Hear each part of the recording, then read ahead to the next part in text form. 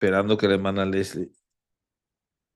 Hermanos amados, es un placer para mí darles la bienvenida a esta nueva emisión del curso de FDL de Escatología. Ya ustedes, amados, estuvieron directamente bien concatenados con lo que tenía que ver con la producción de esa información que nosotros desarrollamos en ese sentido. Y prácticamente hoy vamos a entrar a lo que sería como el punto central de la materia. Es decir, hoy llegamos técnicamente al 50% de la materia de escatología. ¿Por qué? Porque hoy vamos a hablar de las escuelas en cuanto a la tribulación y si realmente existe tal cosa como el arrebatamiento. La clase esta clase promete ser espectacular. Así que vamos a iniciar con oración y vamos a pedir, ¿saben a quién? A una de las personas que yo más admiro, porque realmente hace un gran trabajo. Mi querida Leslie Zamora va a estar con Dios y con nosotros. Por- Ahí le voy a dejar un mensaje por interno, ¿ya? De su Amén. celular, muy atento, de San Marco Amén. también. Bendiciones, vamos a orar. Gracias, amado Padre, bendito sea tu nombre, Señor. Bendito sea tu nombre, Señor, que nos permite, Señor, regocijarnos hoy en una clase más. Gracias por la vida de nuestro profesor, que sigas usándolo, Señor, en todas las áreas, que su corazón siempre esté, Señor, alineado a ti. Por él, por su familia, por los planes maravillosos que tú tienes para con él. Por cada libro, Señor, que él tiene, Señor, en la palestra y por los que han de salir, Señor. Que esté inspirado, Señor, regocijado siempre, Señor, en ti, que tú cobijes su vida y proteja, Señor, y lo libres del mal, sea su sustento y su proveedor, y para nosotros, Señor, te pedimos humildemente, Señor, que tú llenes, sacies, Señor, la necesidad de cada uno de mis hermanos, Señor, que nos puedas ayudar, Señor, en el aprendizaje de esta tarde. Todo esto te lo pedimos confiando en que cada una de nuestras peticiones han sido oídas, en el nombre de nuestro amado Señor Jesucristo. Amén. Amén. Bueno, hermanos, como ustedes saben, nosotros hemos estado desarrollando un estudio sobre escatología. Comenzamos hablando, en primer lugar, de la escatología como materia, como disciplina teológica, lo que implicaba también dentro de la teología sistemática. Vimos las distintas escuelas de interpretación que hay o metodologías. Cuando yo digo escuelas de interpretación como la preterista, futurista, idealista, que ya ustedes la conocen, estamos hablando de métodos, metodologías de interpretación escatológica. Sería como más correcto el término. Aunque el término escuela no está mal, pero ese término metodología implica mucho el funcionamiento o dinámica de esto que llamamos escuelas de interpretación. Así que técnicamente ha sido un muy buen acercamiento que hicimos y vimos los principios hermenéuticos claves, como el concepto de hermenéutica integral para poder acercarnos a la escatología. Y también vimos la diferencia entre literatura profética, literatura escatológica, literatura apocalíptica. Vimos también la influencia de la apocalíptica judía, pero también notamos que el libro de Apocalipsis no es una apocalíptica, no es un libro de Apocalipsis más dentro de la amplia apertura de literatura apocalíptica que había, porque hay muchas diferencias, muchas similitudes y diferencias también. Similitudes, bueno, que utilice el lenguaje de estrellas para hablar de los ángeles, los números, la numerología, que siete, que mil, ese tipo de cosas, pero de diferencias son enormes. Primero porque no es pseudoepigráfico. La mayoría de los libros apocalípticos eran pseudoepigráficos, decían haber sido escritos por alguien que no lo escribió. Pero Juan es el autor de ese libro.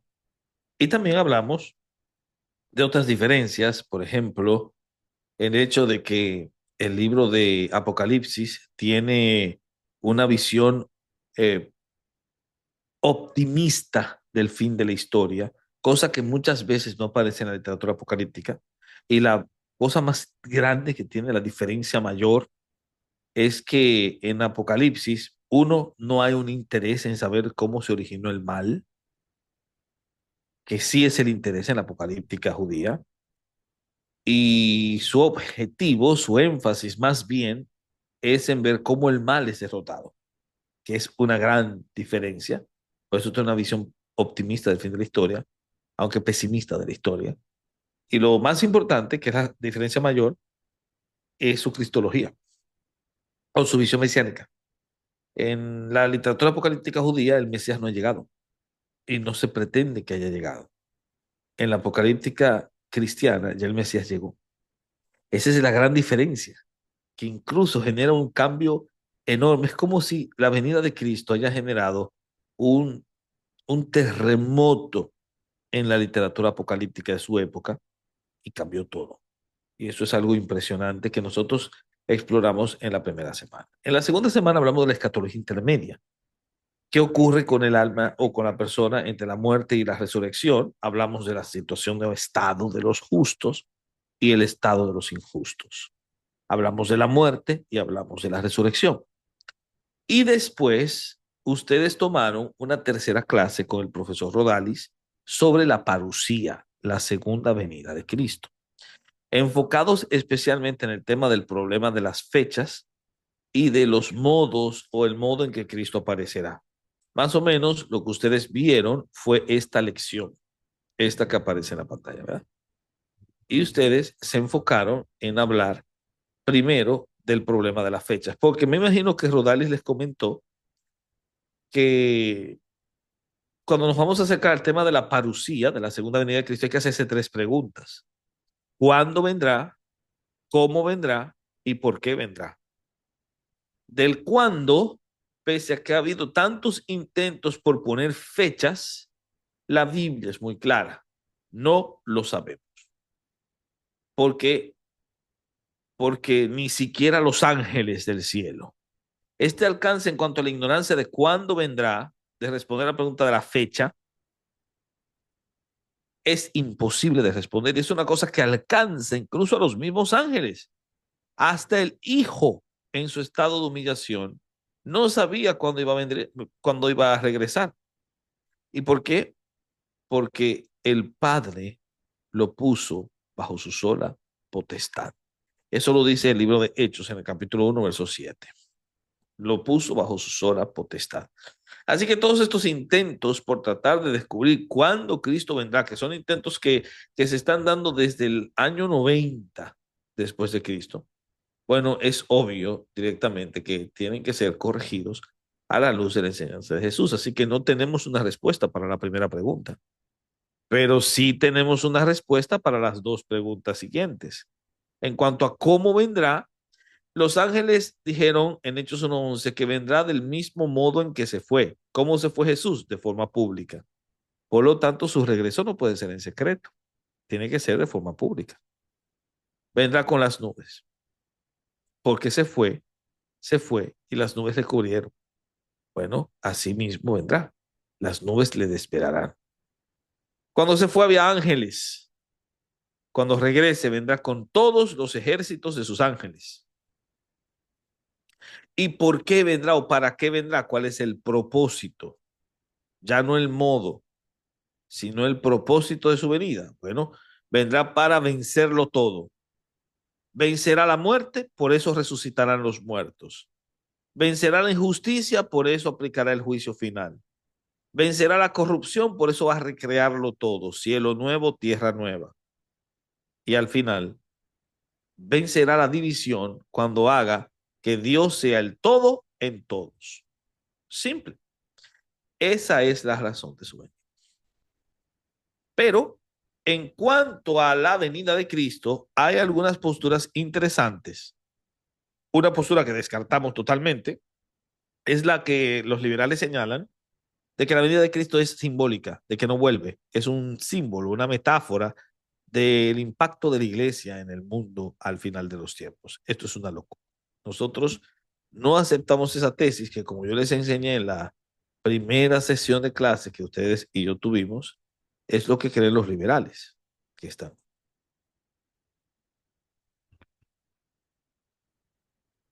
Estos tíos de aquí, estos tíos random, los liberales, son los que creen eso, en cierto modo u otro. Bueno, nosotros dijimos que no y sabemos que la venida de Cristo es real y que Cristo volverá.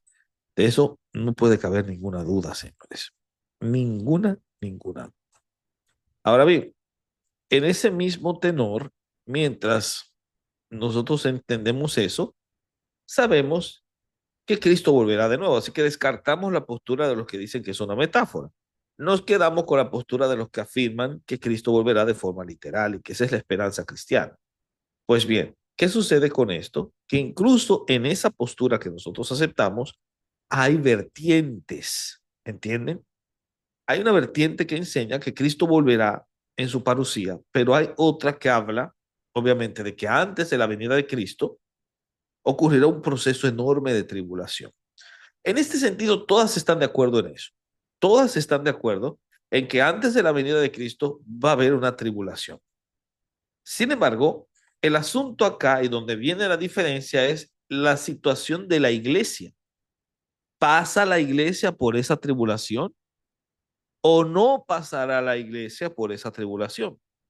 Esto ha generado que aparezcan por lo menos unas tres posturas. La postura tribulacionista, que es seguida por los hermanos que ustedes ven en la pantalla, que es la postura de la milenial, que dice que sí, que la iglesia pasa por la tribulación.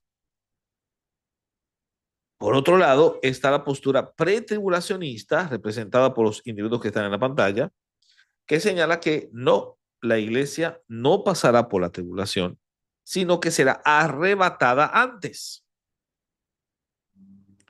Y la última postura, la postura post-tribulacionista, dirigida por los hermanos que ven en la pantalla, señala que señala que sí, que la iglesia pasará por la tribulación, pero la pregunta es, ¿y en qué se diferencia el post-tribulacionista o post-milenial del tribulacionista o amilenial?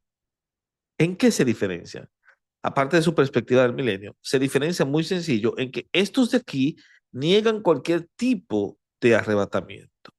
Pero estos de aquí hablan de un arrebatamiento, pero después de la tribulación, no antes, como dicen los pre.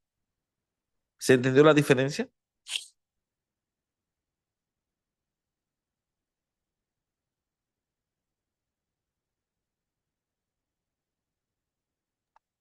Díganme.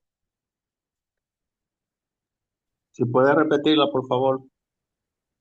Los pre dicen que hay arrebatamiento. Los post dicen que hay arrebatamiento. Los tribulacionistas dicen no hay arrebatamiento.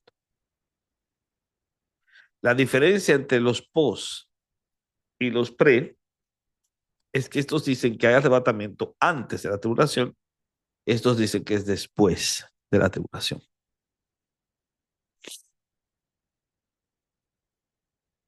¿Se entiende?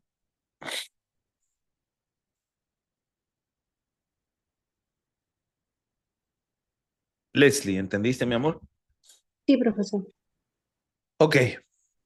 Después, en cuanto a todo lo demás, la postura 3 y la postura uno son casi idénticas.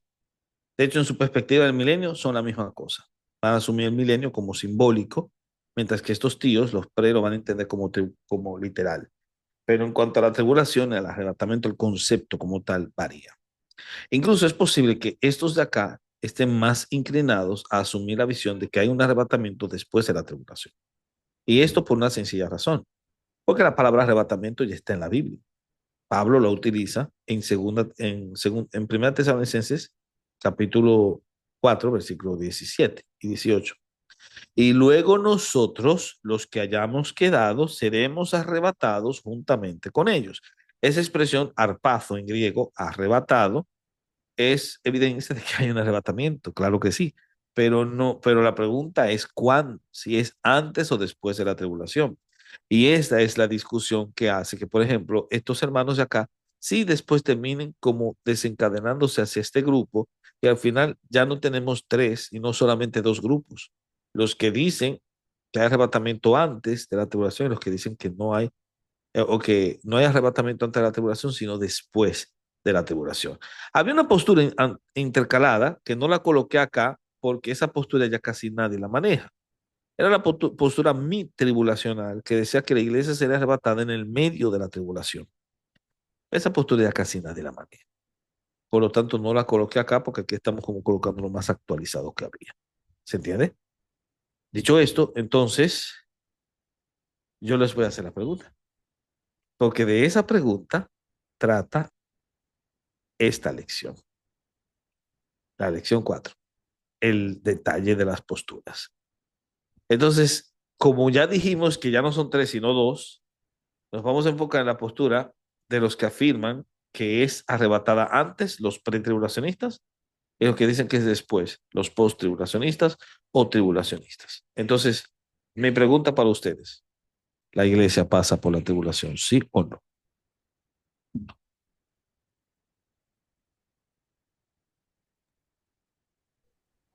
Sí pasa. Si pasa, dice el hermano Héctor. José Leonardo.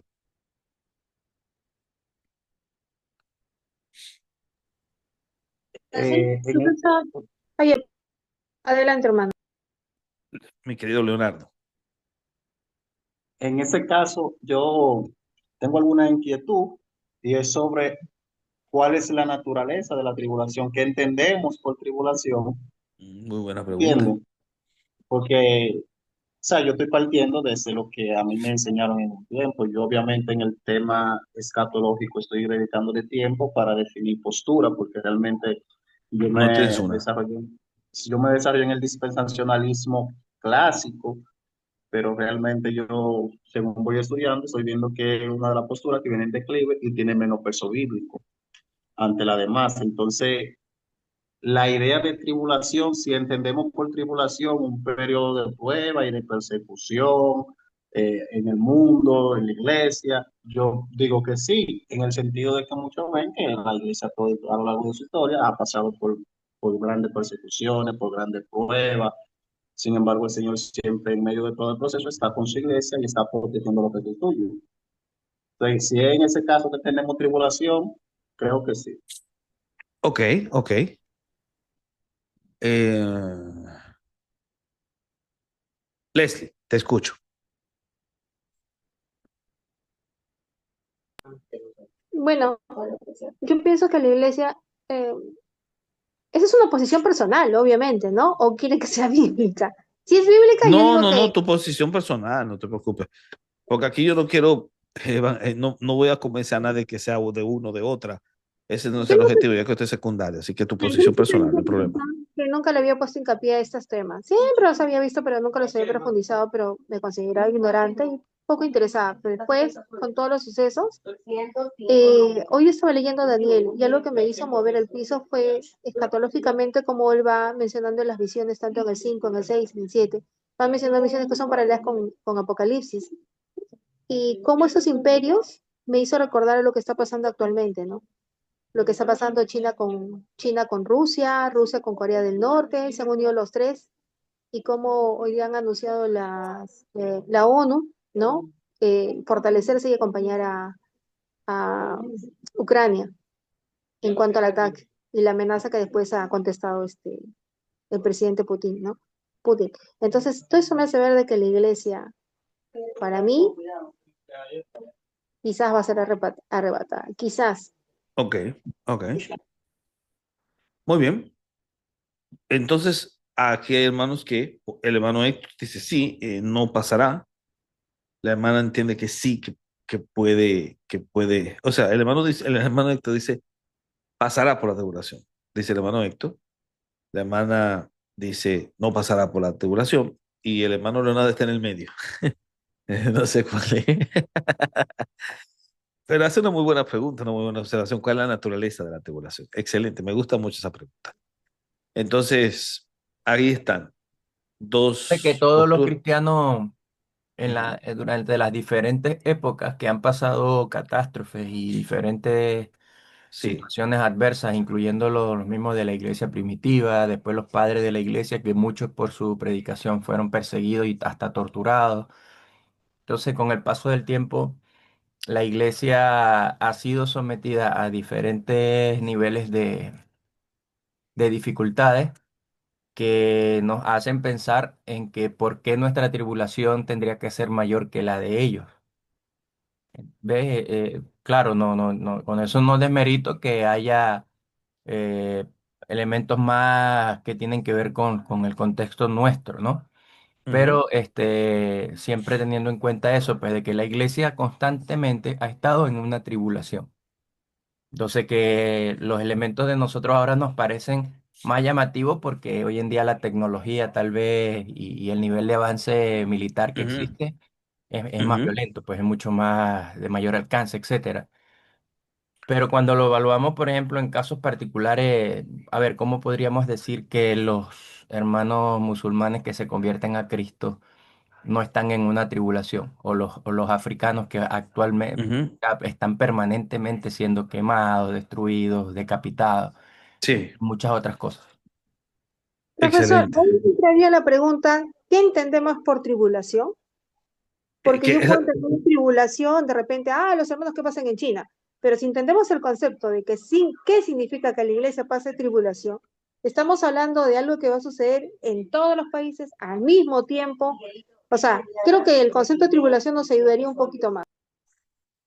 Por eso es que el hermano hizo una muy buena pregunta, dije yo, Leonardo, cuando dice la naturaleza de la tribulación es muy buena. Es una pregunta que puede ayudar mucho a resolver el lío. Pero vamos a escucharte, Leonardo. Tienes tu mano levantada.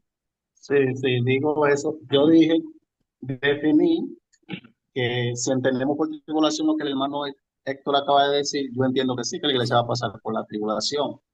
Ahora, hice la acotación de cuál es la naturaleza de la tribulación o qué entendemos por tribulación, porque precisamente hay una serie de debates y de hecho hago la explicación de por qué hice esa acotación. Número uno, hay personas que distinguen entre tribulación y gran tribulación, llevándose en el libro de Apocalipsis, y también hay otros que distinguen tribulación, gran tribulación y la ira de Dios. Entonces, la Sí, interpretación que por lo general nosotros hacíamos literalista, digo hablando como me aprendí en el dispensacionalismo clásico, de que la ira de Dios sobre el mundo entero, derramando su juicio, y de hecho uno lo aplicaba de manera literal a sí mismo, ¿entiendes? Entonces, en ese sentido ahí, cuando nosotros en el contexto que yo me desarrollé, cuando hablamos de la gran tribulación, de la ira de Dios, estamos hablando de ese juicio, de esas persecuciones catastróficas sobre el mundo entero, y por lo general de manera así literal, como se describe en Apocalipsis, de que el agua se convierte en sangre, que las estrellas caen del cielo, que desaparecen isla completa por los terremotos. Entonces, en ese sentido, si le entendemos en ese sentido la gran tribulación, entonces por eso yo tengo los cruces, porque realmente no sé distinguir bien entre esos, si son ciertas esas distinciones, ya. si se debe aplicar literal, ¿entiendes? Ok, muy buena pregunta. Voy a responderla de una vez esa pregunta porque ayuda mucho.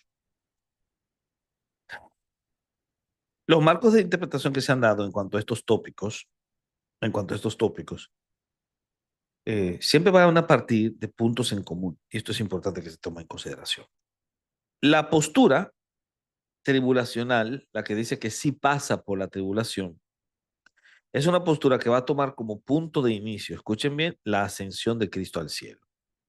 Cuando Cristo subió al cielo. ¿Por qué? Porque cuando Cristo subió al cielo, ahí comenzaron los últimos tiempos. Los últimos tiempos, los últimos días comenzaron cuando Cristo se fue al cielo. ¿Ya?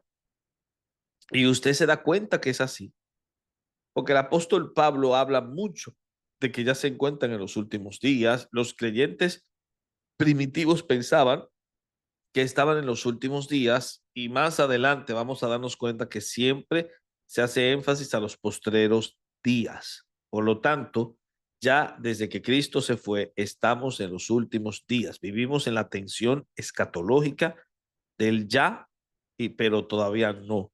De lo que ya se cumplió cuando Cristo vino en su primera venida, cuando inauguró el reino, y lo que no se ha cumplido, que se cumplirá cuando Cristo regrese en su segunda venida a consumar su reino. ¿Se entiende? Entonces, esto es vital que se recuerde. El punto de inicio para todos los tribulacionistas y post-tribulacionistas es la ascensión de Cristo. Cristo subió al cielo, ahí comenzaron los últimos días. ¿Y cuando se cierra esa línea se cierra cuando Cristo vuelve, la parucía. Estamos viviendo en esos dos extremos, entre su primera venida, lo que vimos aquí, y su segunda venida, lo que vemos acá. La pregunta es, ¿qué ocurre en el medio? qué es lo que va a ocurrir. Y ellos construyen todo un marco histórico muy interesante.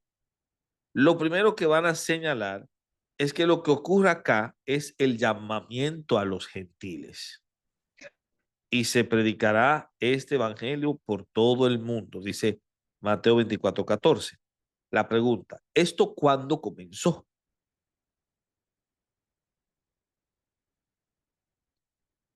¿Cuándo comenzó? Pregunto. Y la respuesta es muy sencilla. Hace 2000 años que se hizo el llamado a los gentiles. Y ese llamado continúa hasta el día de hoy, porque hasta el día de hoy se sigue evangelizando a los gentiles, ¿entiende? Entonces, este es un evento que era parte de los últimos días, porque los últimos días comenzaron cuando Cristo ascendió a los cielos.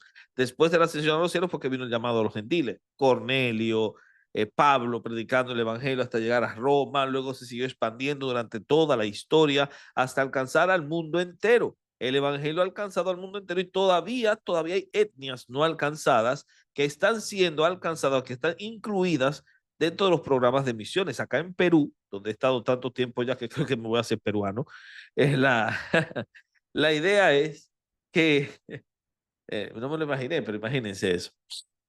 La idea es que hay incluso congregaciones donde he participado que hablan de etnias no alcanzadas dentro de Perú, muchísimas etnias no alcanzadas. Entonces, ciertamente que este es un evento que todavía se está cumpliendo, el llamado a los gentiles. Luego, lo segundo que va a ocurrir es la conversión del pleroma de Israel. En base a Romanos 11:26, todo Israel será salvo, pero recordando que ese todo no quiere decir que cada israelita se va a salvar, porque eso es falso, sino los escogidos de esa nación, que son un remanente sobre el cual descansa una promesa, lo que supone que habrá un tercer gran despertar, así como hubo un gran despertar con Jonathan Edwards, un segundo gran despertar con, con Moody, con Dwight Lyman Moody. Bueno, de la misma forma habrá un otro gran despertar, pero será judío, judíos conociendo a Jesús. Oh sorpresa, esto sucede ya. De hecho, hay un enorme interés en poder revisar un fenómeno que se está dando, especialmente en Israel, de muchos judíos que están reconociendo a Cristo como el Mesías. El movimiento mesiánico se ha ido fortaleciendo mucho. Y no estoy hablando del movimiento de raíces hebreas, que es una parodia del movimiento mesiánico. Pero ese movimiento mesiánico realmente está dando muy buenos efectos en muchos lugares, haciendo un trabajo de alcance con los judíos. Lo que pasa es que hasta el momento no es tan exitoso como ocurre con el mundo gentil. El evangelismo en el mundo gentil es mucho más exitoso que entre los judíos, con una serie de elementos y factores históricos internos, pero la cuestión es que pese a ello, aunque de forma lenta, está haciéndose cierto progreso en la conversión, en la evangelización de Israel, y lo que se piensa es que en algún momento habrá un boom evangelístico. Esto será otra de las cosas que puede ocurrir entre la ascensión de Cristo y la segunda venida, entre su primera y segunda venida, en esa tensión escatológica. Y tercero, una gran apostasía. Va a haber una gran apostasía que nos va a llevar a regresar a la terrible condición antes de la reforma. De hecho, si ustedes ven aquí hay una nota 2 que se contempla acá, especialmente nosotros lo hemos colocado acá, porque lo hemos visto desde una perspectiva genérica del cristianismo, pero muchos dicen, escuchen bien, entre los post-tribulacionistas, que esta gran apostasía es Roma. Cuando surgió el papado, surgió esto. Y lo que va a ocurrir es que se va a recrudecer mucho más hasta que esta gran apostasía lleve a la degeneración de muchas formas del cristianismo, cosa que estamos viendo hoy con los LGBT, el progresismo, etcétera, metido al interno, corroyendo a muchas de las denominaciones históricas y también al papado. Esa es otra.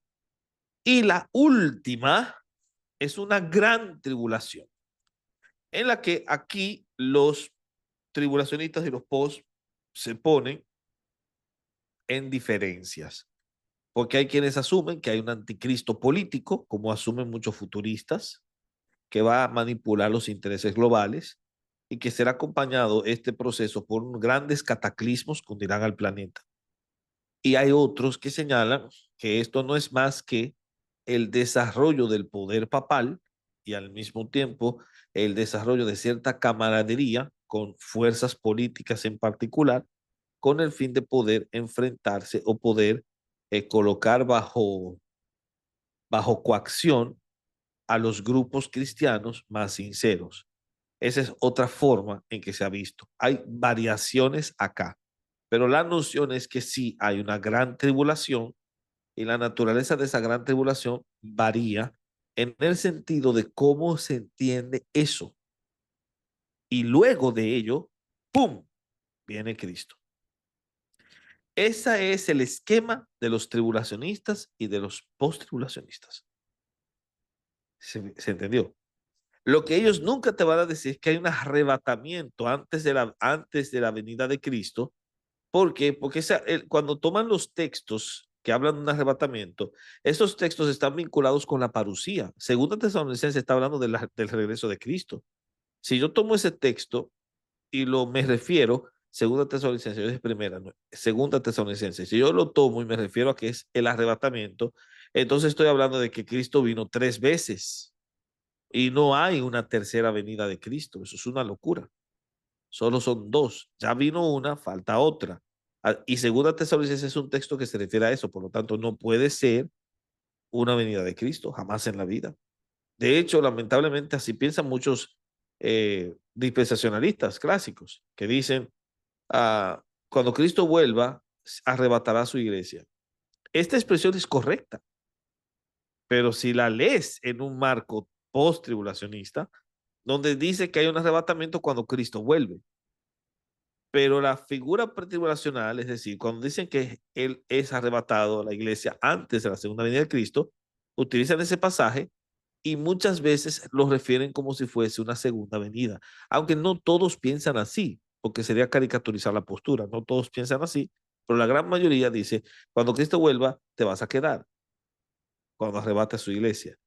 Y eso, en términos post-tribulacionistas, es hablar de una segunda venida antes de la parucía, y la parucía sería la tercera venida. Eso no se puede permitir. ¿Por qué? Porque no coincide con la manera como los judíos entendían que iba a ocurrir los eventos. Y es aquí donde está este cuadro marrón, para explicar más o menos cómo era que esta gente tenía su esquema escatológico. Tú lo tomas de Mateo 12:32, donde habla de la blasfemia del Espíritu Santo, dice que no se va a perdonar ni en este siglo ni en el venidero. Si se dan cuenta, aquí hay 2 etapas. Este siglo, que es esta etapa, esta época, el venidero, que es la nueva etapa, cielo nuevo y tierra nueva. En el medio de los dos estaba lo que se conocía como el día del Señor. El día del Señor, que es el día de la parucía, el día del Señor separa este siglo del venidero. Por lo tanto, no puede haber un arrebatamiento antes del día del Señor, porque el texto que se refiere, segunda Tesalonicenses 4, del 15 al 18, es un texto, hermanos, que habla del día del Señor. Es en el día del Señor que se resucitan los muertos. Por lo tanto, esta lectura para el post-tribulacionista no puede ser correcta porque ni siquiera así pensaban ellos.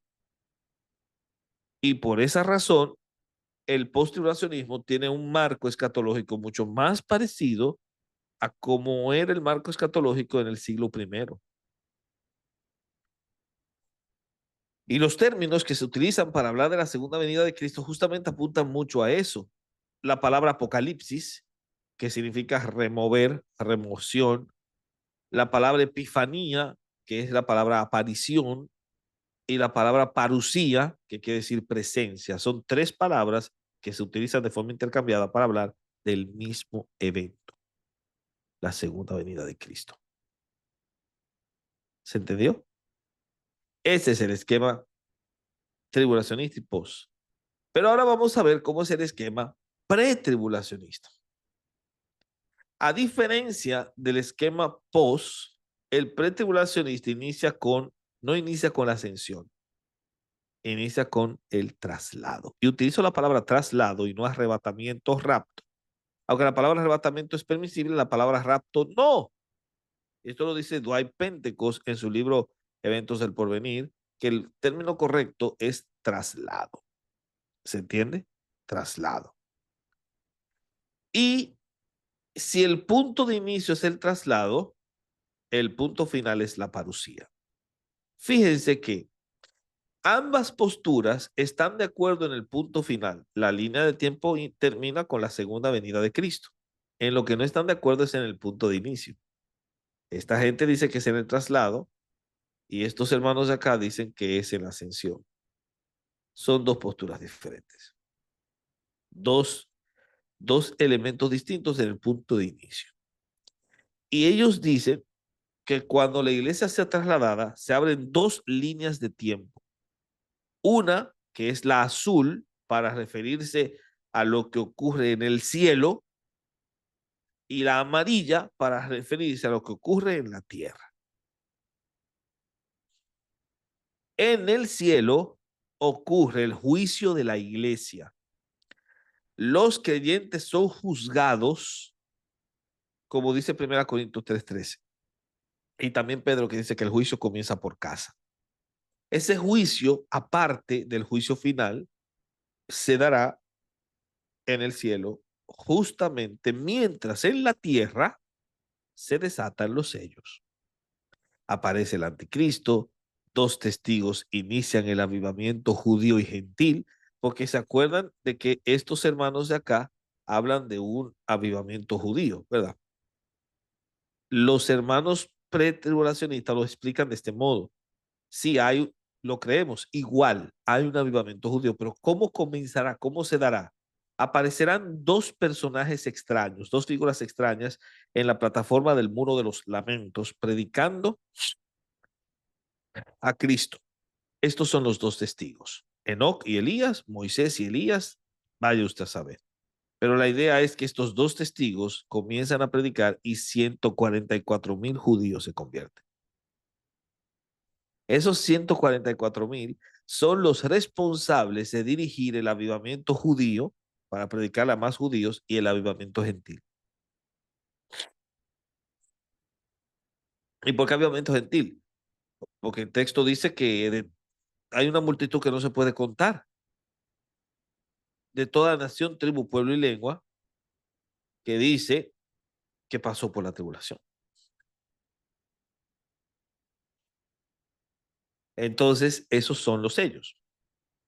Luego, después del juicio en la iglesia, volvamos al cielo, se celebran las bodas del Cordero, donde Cristo consuma su relación con la iglesia. Mientras esto ocurre allá, en la tierra, se desatan las 7 trompetas, plagas, meteoritos, eh, incendios, guerras, terribles terremotos, y en medio de ese barullo matan al anticristo. El anticristo es asesinado. Después, regresando al cielo de las bodas, viene la cena de las bodas, porque ellos hacen una diferencia entre la boda y la cena de la boda, cosa que siempre me pareció medio extraña. Ellos tomaban como referencia el hecho de que en una boda judía, a las bodas, a la ceremonia, bueno, a la ceremonia entraban todos, pero a la recepción solo los invitados especiales y los amigos de la familia. Y aquí dicen como que en el cielo está la boda del Señor, donde en la ceremonia participan todos, pero en la cena solo unos pocos. Señores, eso a mí siempre me causó ruido.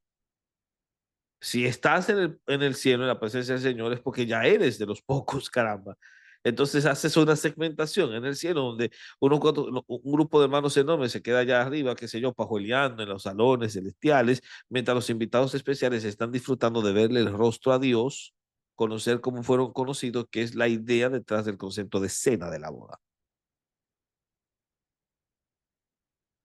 Y mientras estos pocos están allí en la cena de la boda y los demás están pasando el tiempo, pasando el tiempo ahí, qué sé yo, acomodando una nube, en la tierra el anticristo resucita.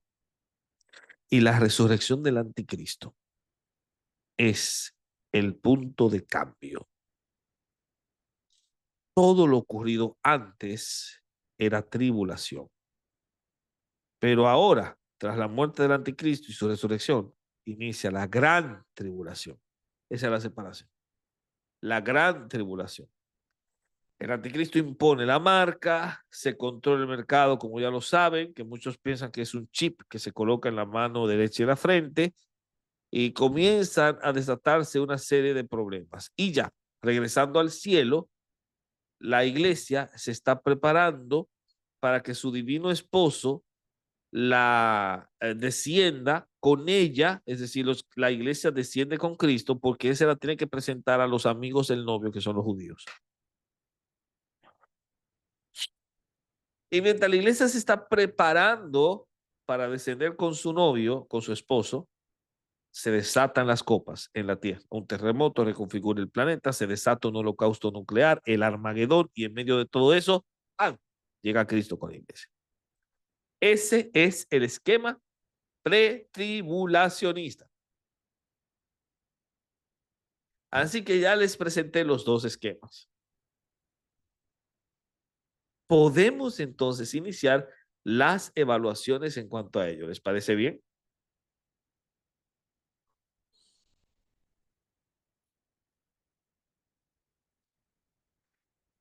Quiero primero escucharlos a ustedes. ¿Qué piensan de ambos esquemas? Y por favor, no he tratado de ridiculizar a ninguno de los dos. Los he presentado tal y como dicen. La única cosa que expuse es que me parece muy rebuscado hacer la diferencia entre boda del cordero y cena del cordero. Eso a mí me parece rebuscado. Pero puedo decir a favor del pretribulacionismo que no necesitas asumir esa visión doble para ser pretribulacionista. Es decir, esto se puede corregir y todo lo demás de la postura seguir muy bien. ¿Entienden lo que digo? Así que he tratado de presentar las dos de forma correcta. Ustedes me dicen qué les Profe, parece. ¿sabe que no he visto dentro de la escatología? No sé si esta es una categorización distinta o es el nivel más general, ¿no? De pretribulación, tribulación y postribulación. Y entonces, ¿cómo de ahí viene el siguiente nivel que vendría siendo, no sé, este, bueno, no están en el orden, pero eh, el- los dispensacionalistas, y todas estas categorías. Entonces, pues vienen otras que ya vienen más como que vienen a ser las hermenéuticas particulares de esas posturas. No sé si ese esquema existe o tal vez tú lo hayas trabajado, porque habíamos estado, yo por lo menos había estado viendo el tema de la tribulación desde la óptica más de de las posturas e interpretaciones de la tribulación. Pero tú dices un esquema como. Un esquema cronológico, o no sé si cronológico, pero donde, eh, o sea, ¿cuál es el nivel más alto dentro de la escatología? Pretribulación, tribulación y postribulación. Ah, Este sí, yo creo que sería, lo han hecho. Lo han hecho. Hay un libro de cuadros sinópticos de teología que, si mal no me acuerdo, colocaba también de escatología. O sea, si mal no me acuerdo. Pero en ranking de cuál es el mejor, no lo he visto nunca aún. más allá del mejor, eso me refiero a yo poder porque noto que se habla de escatología en diferentes categorizaciones, ¿no? Hoy aquí nosotros, o desde la semana pasada con el hermano Rodali, lo estábamos viendo a partir o utilizando como punto central la tribulación. Pero como te decía, hay otras divisiones que hablan más, no sé, de la postura que sí, dispensacionalista clásica, dispensacionalista progresiva, ¿cómo se llama?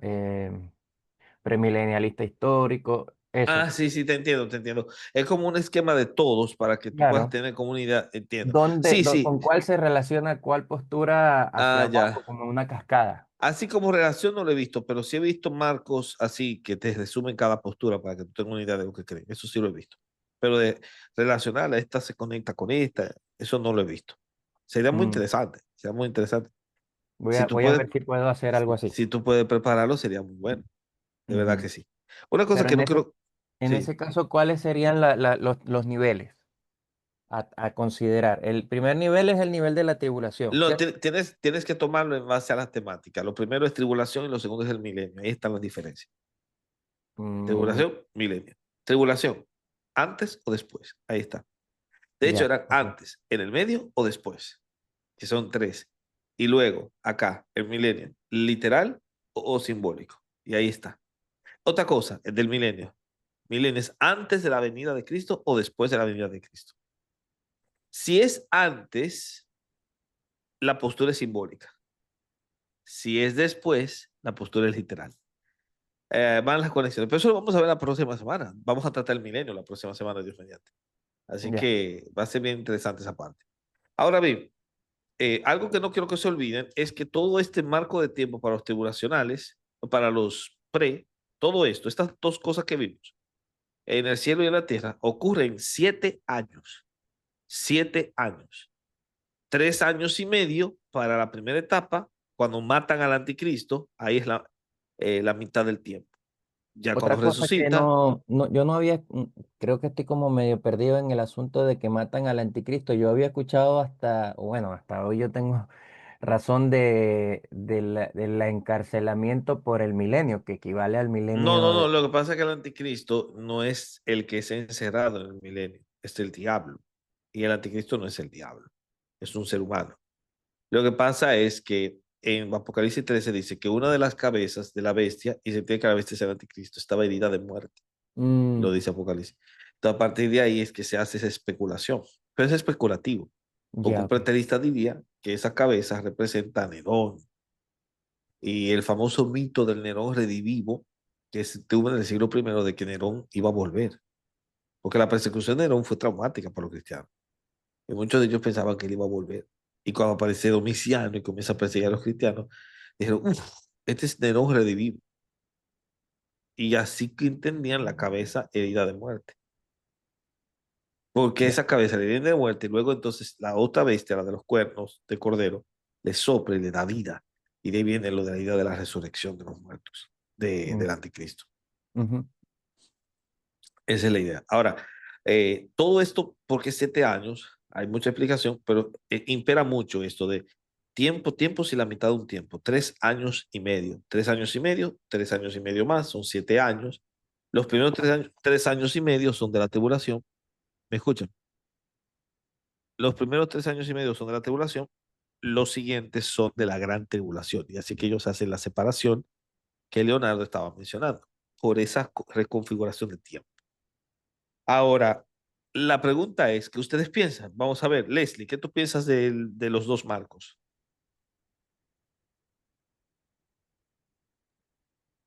Em, Siento que quedan varias cosas como que en detalles, ¿no? Ahorita usted nos da la explicación así por temas, pero creo que la extensión de cada detalle, cómo sucede, qué pasa. ¿Se acuerda cuando ese día nos habló de cómo es también el estado intermedio? ¿Cómo qué pasa con la muerte? ¿Cuál la muerte fue? ¿Qué hablamos?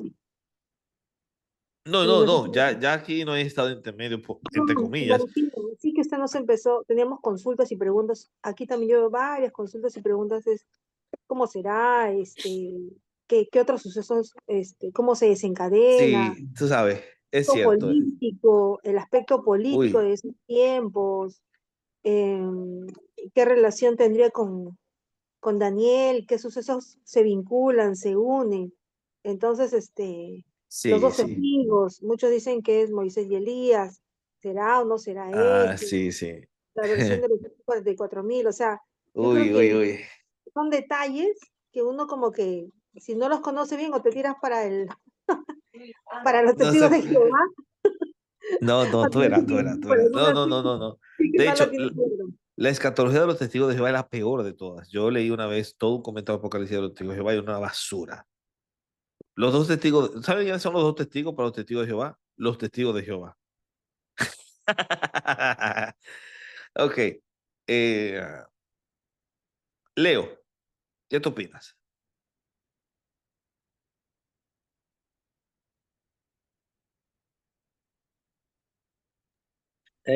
Sigo igual. Realmente, yo decir ahora o sea, voy a hablar desde lo que conozco.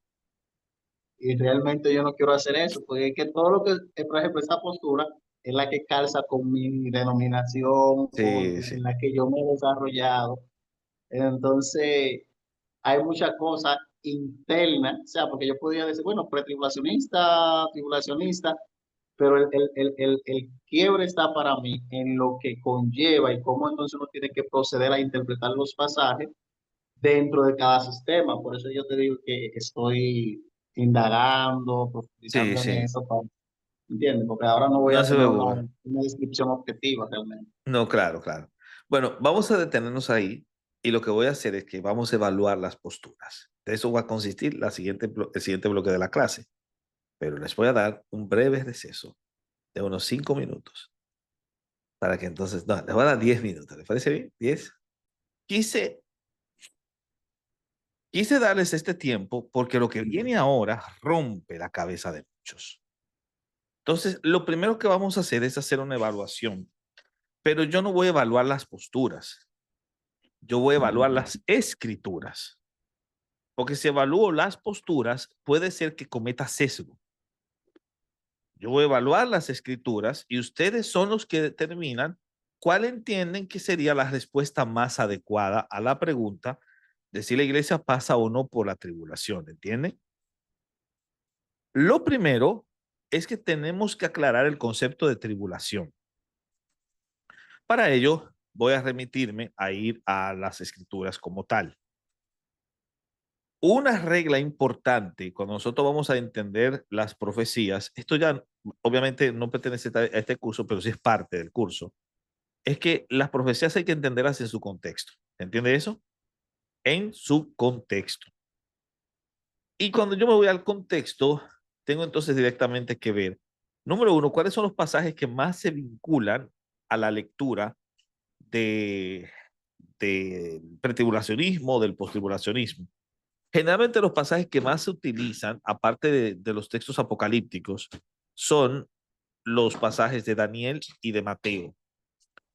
En particular, la profecía de las 70 semanas de Daniel y algunos textos en Daniel, la Apocalipsis de Daniel del capítulo 7 al 12, y sobre todo Mateo 24, que contiene los discursos cristológicos de Cristo. De hecho, Mateo 24 lo que hace el evangelista, que era su costumbre, a tomar todo lo que Jesús había dicho sobre un tema y te lo ponía en un solo lugar. Por eso ustedes van a ver que el Sermón del Monte de Mateo es más largo que el Sermón del Monte de la Llanura de Lucas. ¿Por qué? Porque Lucas te cuenta lo que Jesús realmente dijo allí, pero Mateo te recopila todo lo que Jesús dijo en todas partes y te lo pone en un solo lugar, porque Mateo pensaba como que era el cobrador de impuestos que fue, un contable, un economista que te coloca todo en columnas. Lo mismo pasa, de hecho yo hice la investigación para un libro que nunca escribí, espero escribirlo, no sé, pero que se llama Los discursos escatológicos de Cristo, tomando los pasajes paralelos del discurso cristológico o escatológico de Jesús en Mateo 24 y descubro que en Marcos está la versión más corta de ese discurso. En Lucas también. Mateo es más amplio porque Mateo recoge de partes de dichos de Cristo escatológico que fueron dados en contextos diferentes y te los coloca todo en un solo lugar. Por ejemplo, en Lucas 12, en Lucas 17, en Lucas 21, todos esos dichos de Cristo están colocados en Mateo en un solo lugar. Y gracias, Mateo, por hacer ese gran favor de resumirlo todo en un solo lugar para no tener que estar buscando todos los textos en todas partes. Por ende, por la naturaleza del documento, es importante, escuchen bien, que Mateo siga un patrón lógico, el patrón homilético de un discurso, en el que vamos a tener una estructura que al final incluye una aplicación. Y las aplicaciones las toma de otros discursos de Jesús repartidos en otras partes. Todo ello es parte del contexto y es importante que eso se entienda. Entonces, Mateo 24 basta y sobra para poder ubicar todo lo que Jesús quiso decir en ese ámbito. Y cuando yo me voy acá a Mateo 24, voy a descubrir que aparece a la altura del versículo 21 el concepto de gran tribulación, ¿verdad? Gran tribulación.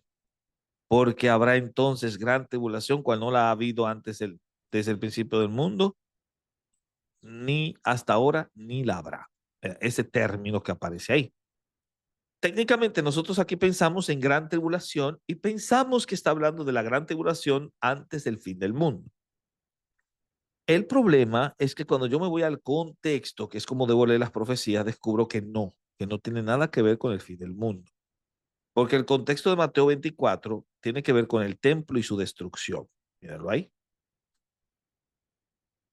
Jesús salió del templo, los discípulos le mostraron los edificios del templo. Jesús dijo, ¿veis todo esto? No quedará piedra sobre piedra que no sea derribada. Está hablando de la destrucción de ese templo, no de un tercer templo que se construye en el futuro. Que se pueda construir un tercer templo en el futuro, no hay duda de que puede pasar. Pero este pasaje está hablando del segundo templo. ¿Entienden? Del O sea que segundo templo. el cuento del tercer templo como elemento escatológico es una especulación moderna. Sí, pero como proyecto no podemos decir no va a pasar. Puede que pase, o sea, yo no conozco lo que pueda pasar en el futuro inmediato, pero este Su pasaje no sirve vinculación para eso. escatológica.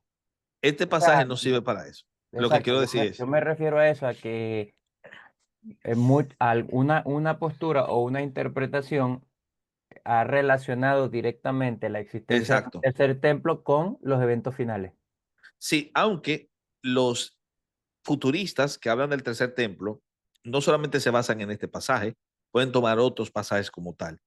Pero si ellos toman este pasaje, porque muchos lo hacen, no sirve. El contexto para esto no funciona. Entonces sabemos que este texto está hablando de la destrucción del segundo templo que fue destruido por los romanos en el 70. Entonces fíjense lo que hacen los discípulos. Los discípulos le preguntan a Jesús, ¿cuándo serán estas cosas? Y la pregunta es, ¿cuáles cosas? Las recientemente preguntadas, la destrucción del templo. Pero los discípulos no solo hacen esta pregunta, hacen otra pregunta. ¿Qué señal habrá de tu venida y del fin del siglo? Entonces, si se dan cuenta, aquí hay dos preguntas diferentes. Una pregunta es sobre el templo, la otra sobre su segunda venida. ¿Se entendió? Son dos preguntas. Dos preguntas implican ¿cuántas respuestas? Dos respuestas. La primera respuesta es a la primera pregunta sobre el templo. ¿Y saben qué abarca? Abarca todo esto, desde el versículo 4 hasta el versículo 28. Todo eso es respondiendo a la pregunta número 1, la del templo. Y luego, y qué bueno que lo hace en la separación, para que sepas que ahora está tratando con la segunda pregunta, la de la segunda venida, es todo esto que está aquí. Pero lo de aquí son aplicaciones. Recuérdense que yo les dije que es una estructura homilética que sigue Mateo.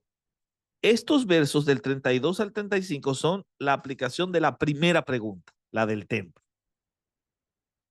Y los versículos 36 hasta el 44 son la aplicación de la segunda pregunta, la de la segunda venida. Y esto final es la aplicación general de todo el discurso. ¿Se entendió? Estamos claros con eso, ¿verdad? Bien sencillo. Lo que significa que cuando tengo esta estructura, ya sé que lo que esté diciendo acá tiene que ver con la destrucción del templo. Y lo que esté diciendo acá tiene que ver con la segunda venida. Es verdad que cuando dice el sol se oscurecerá, etcétera, señal de la venida del Hijo del Hombre, verán al Hijo del Hombre, enviará a sus ángeles, eso es la segunda venida, eso es lógico.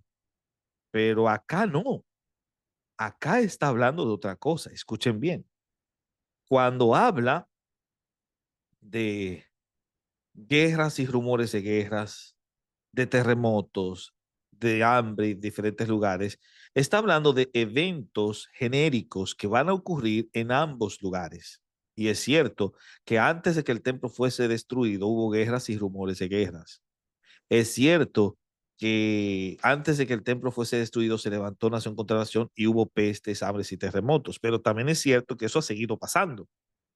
Y para que sepamos que esto es genérico, Jesús lo dice, pero aún no es el fin. ¿Ven? Es genérico. Sin embargo, esto no. Escuchen bien, porque aquí comienza a ser la respuesta a la primera pregunta. ¿Os entregarán a tribulación? ¿Os entregarán a tribulación? Y aquí comienza a aparecer la palabra tribulación. Y os matarán y seréis aborrecidos. Aquí el concepto tribulación tiene que ver con persecución cristiana. Y es verdad que la persecución cristiana comenzó, escuchen bien, antes de que el templo fuese destruido. De hecho, esto que está hablando aquí es la persecución de Nerón, que fue una tribulación para los cristianos. Los mataron, los aborrecieron los gentiles. Cuando dice gentes, está hablando de los paganos, los gentiles. Y es verdad que en ese contexto de persecución muchos tropezaron y se entregaron unos a otros y se aborrecieron. ¿Y saben qué? Que mientras los cristianos eran perseguidos por el Estado, también se levantaron en Israel, en la época previa a la destrucción del templo, muchos falsos profetas. Tenemos incluso los nombres de muchos de ellos conservados. Y todo esto tiene que ver con el contexto de previo a la destrucción del templo. Por eso, cuando ustedes leen en el verso 13, más el que persevera hasta el fin, este será salvo, el fin aquí no es el fin del mundo. El fin aquí es el fin del templo. Y es en el contexto en el que los cristianos son perseguidos, se levantan falsos profetas, en medio de la época en que el templo todavía no ha sido destruido, que el evangelio fue predicado en todo el mundo conocido. Porque aquí no está hablando de la evangelización actual, está hablando de la evangelización en la época de Jesús, porque ciertamente el evangelio llegó, dice Pablo en Romanos 15, hasta lo último del mundo. Pablo lo dice en Romanos 15. Y entonces vendrá el fin. ¿Pero cuál fin? El fin del templo, porque recuérdense que están en el contexto de responder la pregunta del templo. ¿Ven? Y es aquí donde las cosas se aclaran. Cuando veáis en el lugar santo la abominación desoladora de que habló el profeta Daniel, ¿cuál es esa Ah, abominación desoladora? Diga, querido Héctor. Ajá. profe, no es que te quiera llevar la contraria, pero puede venir alguien que te vaya a decir, sí, pero esas divisiones a la Biblia se le agregaron posteriormente. ¿Cómo es? No, porque no se está siguiendo una división posterior. Se está siguiendo la división en base a las preguntas. Era pregunta. Pregunta número 1, ¿cuándo serán estas cosas? ¿Cuáles cosas? El fin del templo. Ahí está. Pregunta número 2, señal, ¿cuál es la señal de tu venida y del fin del siglo? Son dos preguntas. Yo no estoy partiendo de las separaciones posteriores. Estoy partiendo del texto. Es así como se leen las perícopas. Y está dándole dos respuestas. Es verdad.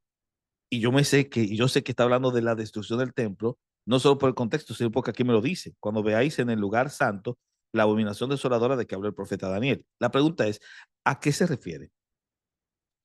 ¿Se está Bueno, refiriendo al futuro? Sí, al futuro inmediato de ellos es verdad. Pero ¿cuál futuro? ¿El futuro nuestro o esto ya es pasado? La respuesta está aquí. Cuando vean eso, entonces los que estén en Judea huyan a los montes. El que esté en la azotea no descienda para tomar algo de su casa. Está hablando a judíos, pero a judíos cristianos.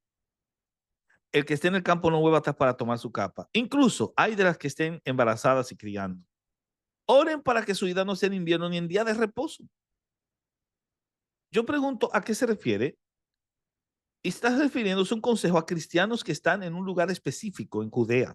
Judea, Judea. Y está hablando del lugar santo y la abominación desoladora. Ahora, ¿qué es la abominación desoladora? La respuesta está en el pasaje paralelo de Lucas capítulo 21. Lucas 21, versículo 20, te dice, pero cuando viereis a Jerusalén rodeada de ejércitos, sabed entonces que su destrucción ha llegado. Entonces los que estén en Judea huyan a los montes y los que estén en los campos no entren en ella. Es el mismo pasaje, pero aquí te explicó cuál es la abominación desoladora. La abominación desoladora no es más que Jerusalén rodeada de ejércitos y destruida por esos ejércitos. La destrucción del templo es la abominación desoladora. pero la Por lo, abominación desoladora a la que refiere Jesús no era similar a lo que había pasado en Daniel. Lo que pasa es que lo de Daniel se había cumplido unos 200 años antes de esto. Está Ujú, hablando de Antíoco IV Epífanes cuando el templo fue contaminado. En esta ocasión va a decir lo mismo, el templo contaminado por los gentiles destruido. De hecho, fue mm, contaminado por los mismos judíos que hicieron una trinchera en el mismo templo y se mataban entre ellos. Así que así mismo lo vio Josefo. Josefo dice que el templo debía ser destruido porque los judíos lo contaminaron. Y es verdad. Y por eso el contexto de estar en Judea y huir es lo que te da a entender que está hablando del templo en ese momento. Y cuando tú vas a la historia, descubres que los cristianos hicieron eso. Cuando Jerusalén fue rodeada de ejércitos, los judíos creían que no iba a caer la ciudad porque el templo estaba ahí. Los romanos dan una tregua, es decir, se van a una tregua, y los cristianos aprovecharon eso para escapar de la ciudad porque sabían que su destrucción estaba cercana porque estuvo rodeada de ejércitos. Entonces, en ese momento, los que estaban en Judea huyeron a los montes. Los que estaban en la azotea no descendieron para tomar algo de su casa. Los que estuvieron en el campo no volvieron atrás para tomar su capa. Incluso sabían que había un ay para las mujeres embarazadas y las que criaban, porque cuando Jerusalén fue sitiada de nuevo, cuando los judíos, los cristianos se fueron, volvieron los romanos. Y cuando Jerusalén fue sitiada, las madres se comían a sus hijos. Ay de las que estén embarazadas y críen. Oren que su vida no sea en invierno ni en día de reposo. Y gracias a Dios fue verdad. Cuando llegó el momento de escapar, no era invierno y no era sábado. Y miren lo que dice, porque habrá entonces gran tribulación, cual no la ha habido desde el principio del mundo hasta ahora ni la habrá. Este concepto de gran tribulación ya no está hablando del futuro, está hablando de una gran tribulación para los judíos, por los romanos, cuando el templo fue destruido. Porque este versículo está marcado en la respuesta a la pregunta número 1, la del templo. Profe, pero ahí dice cuál no la ha habido desde el principio del mundo hasta ahora ni la habrá. Lo que pasa es que esto es un hebraísmo para magnificar lo grande que es. Pero esos hebraísmos no los entiendas literalmente, porque si fuese así, Salomón, no ha habido uno más sabio que él, antes ni después. Pero después de Salomón vino Jesús. Ah, pues Salomón es más sabio que el mismo Cristo. Ven, es un hebraísmo que no se puede entender literalmente. Lo que está dando énfasis es de lo grande que fue. Y como se está refiriendo, escuchen bien, se está refiriendo a la destrucción del templo, es tan grande esa tribulación que si no fuese, escuche bien, si no fuese por los escogidos, que Dios tuvo que acortar los días, ninguno se hubiese salvado. Y cuando dice salvar, es salvar de la muerte, no de salvación eterna. Aquellos días serán acortados. Cuando dice esto, no lo entienda que los días dejaron de tener 24 horas. No, porque los días siguen teniendo 24 horas. Yo a veces escucho gente que dice, los días ahora duran menos que antes. No, no duran menos, duran igual. Lo que pasa es que antes tú eras un chamaquito y el tiempo iba más lento para ti, ahora se te da el tiempo con todo los compromisos que te metió en la cabeza. Pero los días siempre han sido iguales. Lo que pasa, escuchen bien, es que aquí está hablando de la guerra. La guerra no se extendió más tiempo. Si se hubiese extendido más tiempo, nadie se iba a salvar.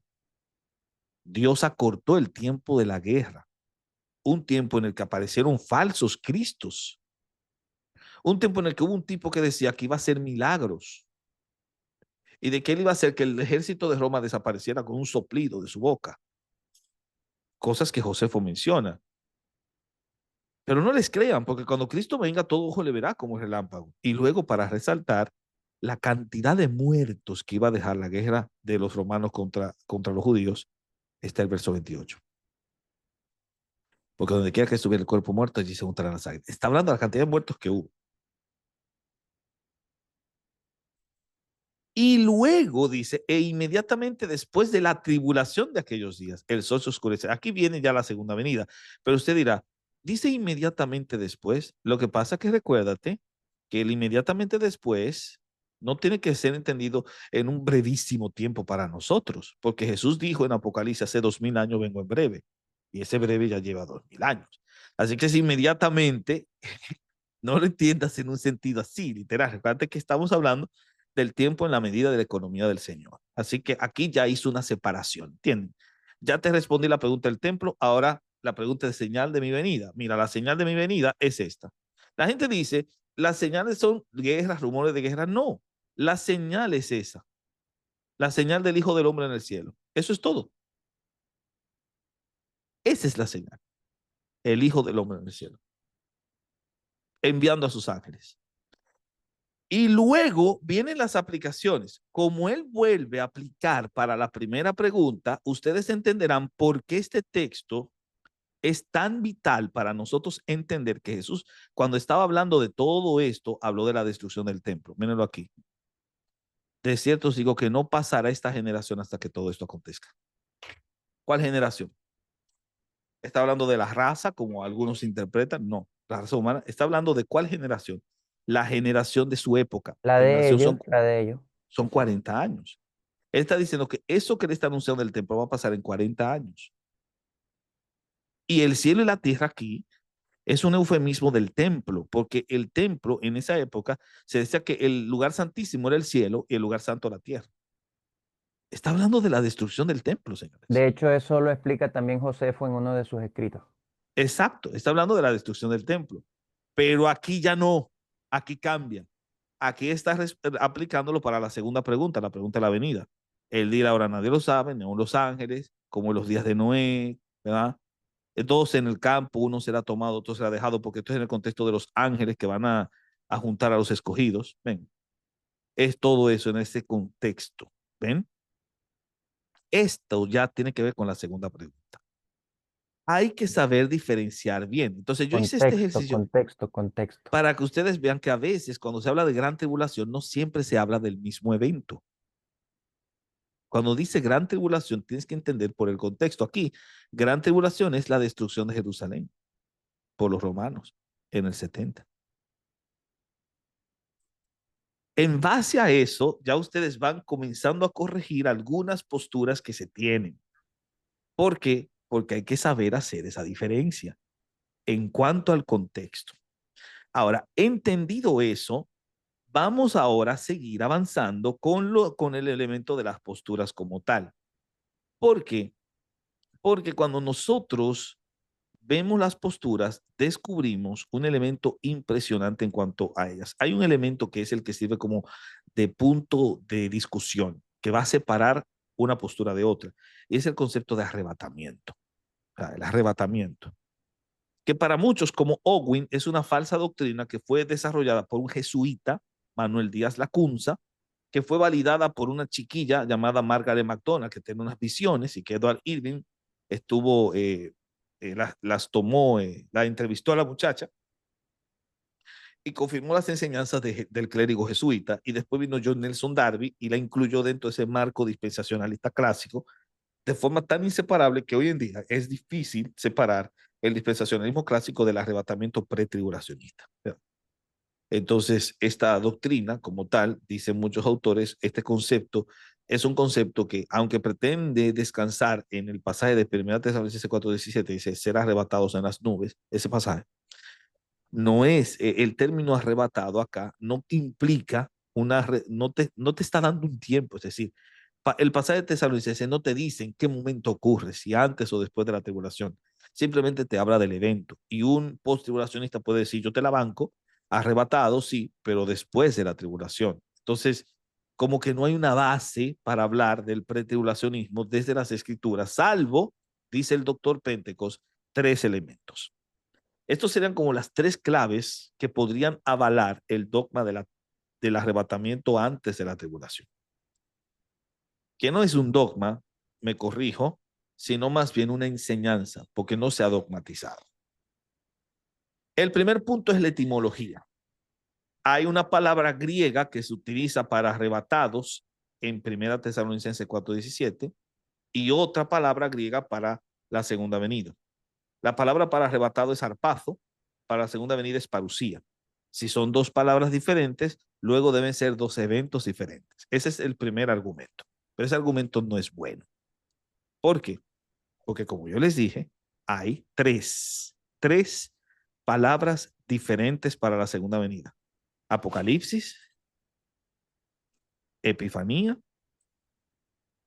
y parusía. Entonces, si yo sigo esa lógica, aquí hay tres eventos diferentes. Entonces, esa clave etimológica no funciona, no es buena, hay que descartarla, ¿ok?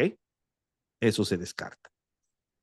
La segunda es como la más evidente, que es 2 Tesalonicenses 2, 5 al 7, que dice que el anticristo no se ha manifestado porque hay algo que al presente lo detiene. Algo se lo impide. ¿Qué es eso? No sabemos qué es.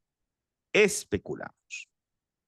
Porque como Pablo no lo dejó por escrito, lo único que ese texto me enseña a mí es que la tradición oral, si no se escribe, no se preserva. Es un pacatazo para el papista. Pero en cuanto a términos escatológicos, aunque lo es el texto, no me da información. Y construir sobre un solo versículo no es sano hermenéuticamente hablando. Entonces, esto de el obstáculo es la única clave que podría permitir creer que hay un arrebatamiento antes de la tribulación. La única clave, pero aún así es su punto débil, porque es un solo versículo. No hay, escuchen bien, en toda la escritura otro versículo que habla del arrebatamiento antes de la tribulación. El de Solo ese. Pedro. No, el de Pedro se entiende a la luz de la parucía. No Ya. hay uno solo. No hay uno solo, solo este. Pero no se construye sobre un solo versículo. Y luego la tercera clave era la del tiempo.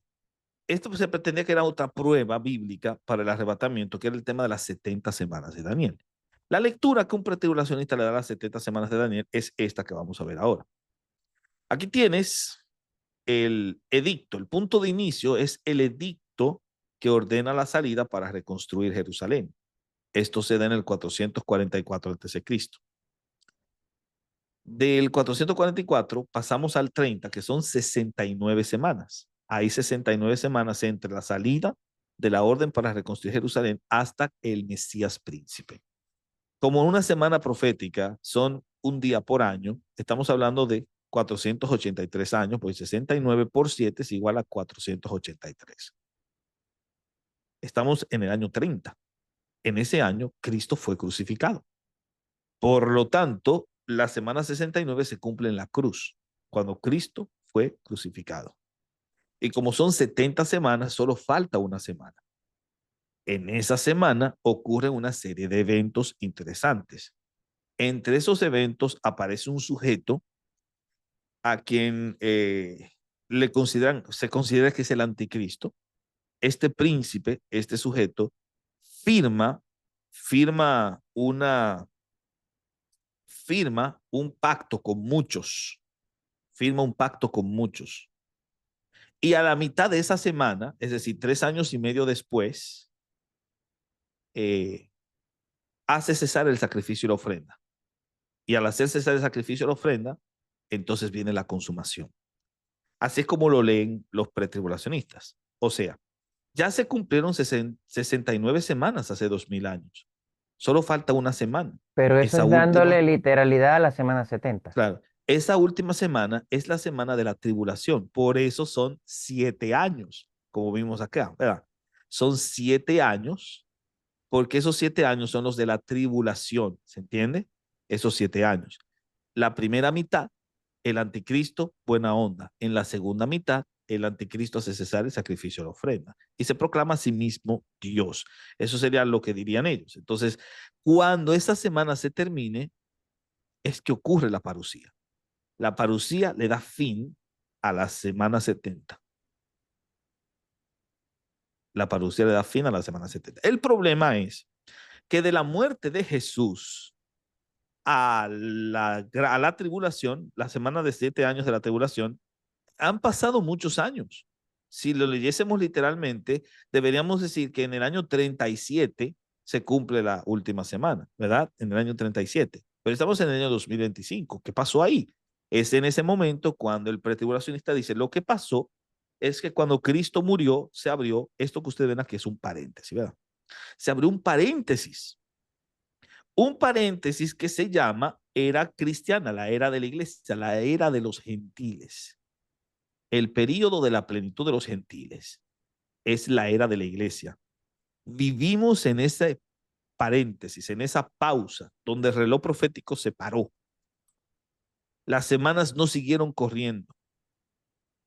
Y esa pausa lleva hasta ahora 2000 años. Pero un día esa pausa se va a cerrar, el paréntesis se va a cerrar. Y cuando se cierra el paréntesis, comienza de nuevo a correr el reloj con la semana que faltaba. Es ahí que se cumplen los 7 años. ¿Cómo se cierra el paréntesis? Es ahí donde entra el versículo de 2 Tesalonicenses 2, 5 al 7. En la lógica del pretribulacionista, este texto calza perfecto, porque lo que está impidiendo que el anticristo se manifieste es esa pausa, ese periodo de tiempo, es lo que impide. Cuando se ha quitado eso que lo impide, es que se cierra la pausa y ocurre la tribulación. ¿Y qué es lo que lo impide? La iglesia. Por lo tanto, el arrebatamiento de la iglesia es lo que da origen a que continúe el reloj, es lo que le da paso a que el reloj vuelva a marcar y entonces viene la tribulación.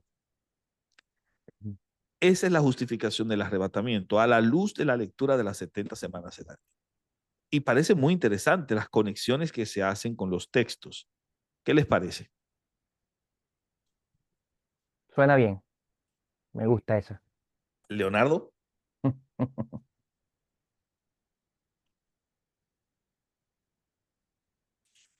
Leonardo, ¿qué te parece?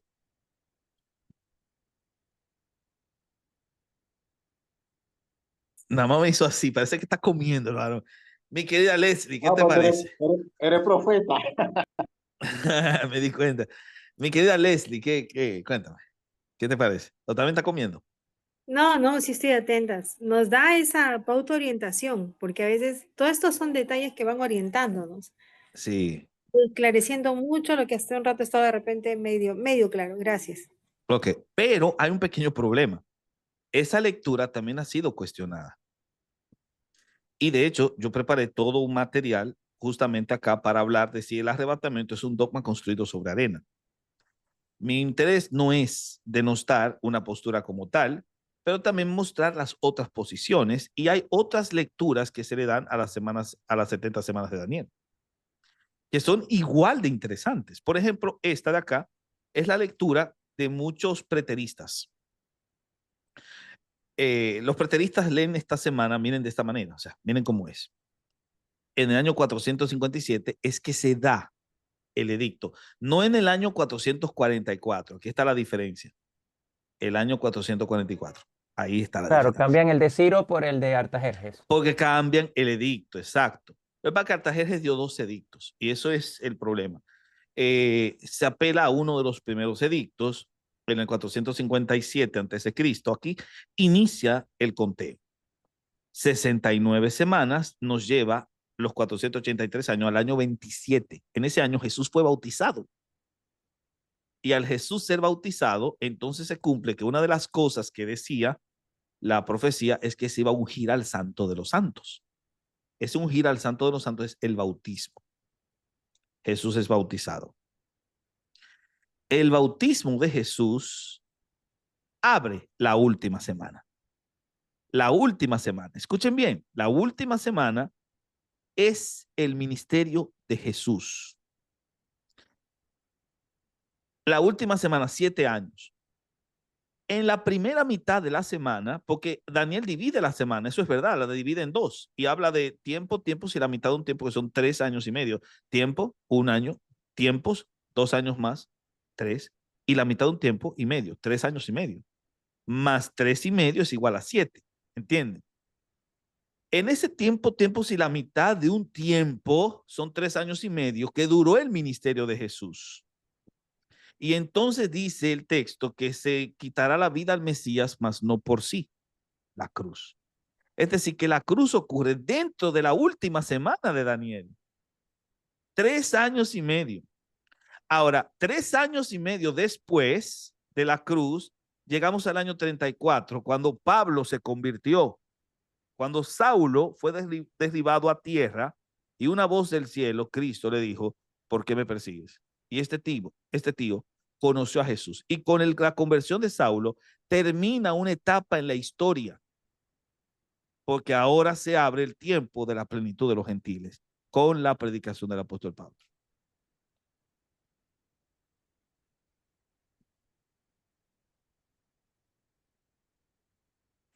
¿Qué les parece esa?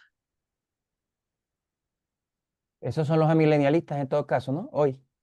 Muchos asumen esa postura de ellos, no todos. Incluso esta es la lectura de los adventistas.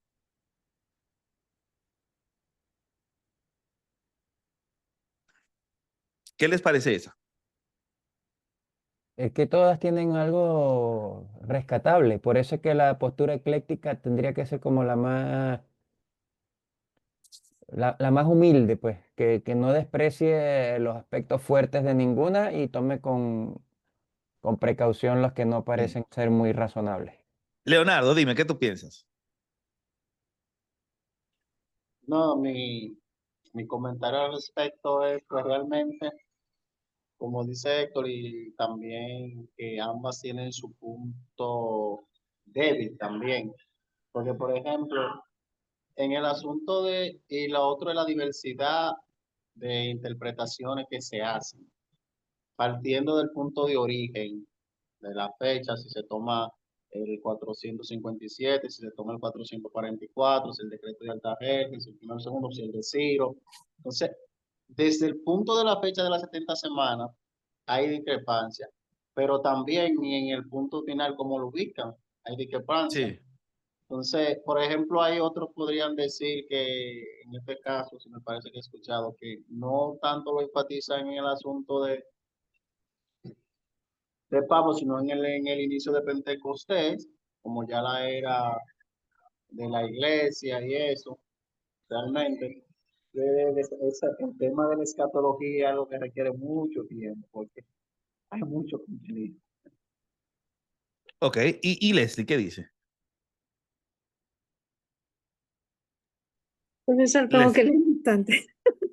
diga. Honestamente, tengo que leer bastante, profesor. Creo que crece mi hambre por aprender más. Ah, no, claro, claro, no te preocupes. Te escucho, Y por, Héctor.